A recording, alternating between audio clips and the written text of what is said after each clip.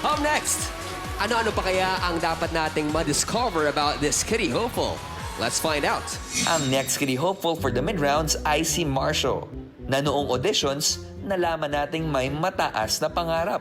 Ano ang pangarap mong marating, Marcio? Maging piloto po. Bakit gusto mo maging piloto? Para po makasama po yung kapatid kong makapunta po sa ibang bansa. Bukod sa pagkanta, may isang bagay pa na pinagkakaabalahan si Marcio. Kasi po ako po yung pinipili ng mga muse sa sports fest. Pag escort po, dapat po ganito.